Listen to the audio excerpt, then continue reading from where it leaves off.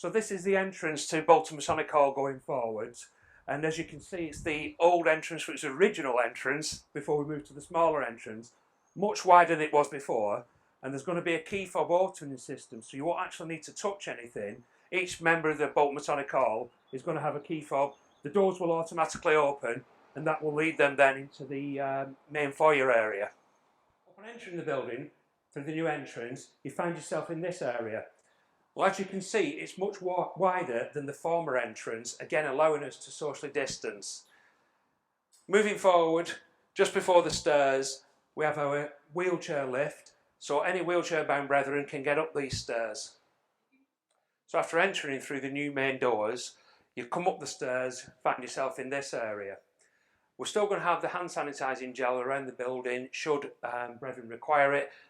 We're hoping to build a new reception area in the foyer, but that may not be finished in time for when we open, but it will happen eventually. When brethren come in through that entrance, they come down here towards the general purposes room. After walking down the corridor, we come into the general purposes room, where the vast majority of us deposit our cases prior to coming back to getting changed.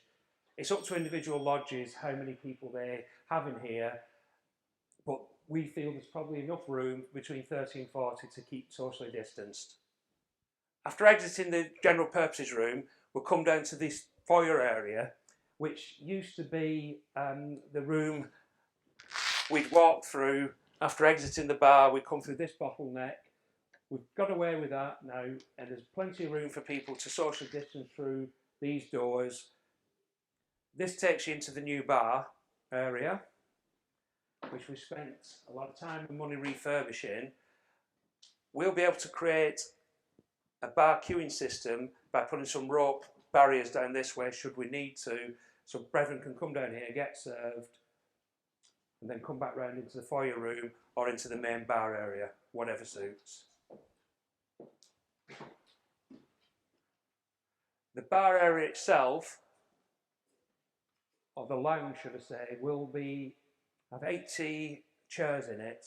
We had it space planned so we can separate people apart from each other should we be required to, or should brethren feel more comfortable doing that.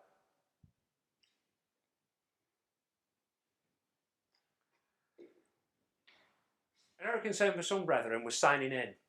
Going forward, a lodge will be able to designate one of their members to sign in on behalf of all the other brethren.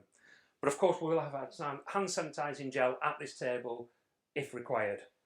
On entering this lodge room, both doors will be open to create plenty of room for brethren to enter. Should a lodge require social distancing, the ability will be just to turn one of these chairs round alternately. And as you can see, we took out the row chairs that used to be behind this. These can be moved forward, creating more space as required. If a lodge has a particular concern and wishes to observe a 2-metre rule, or certain members of their lodge wish to, then designated areas can be created in this lodge room. The dedicated chapter room at Bolton Masonic Hall, we've estimated could comfortably get 20 companions socially distanced. So that's again a chapter decision to decide how many visitors they have, or if they need to limit their own chapter meetings, should that be a requirement. The large dining room at Bolton Masonic Hall, currently set up as it may be for a typical lodge meeting, can be adapted if lodges feel that the brethren are sat too close together.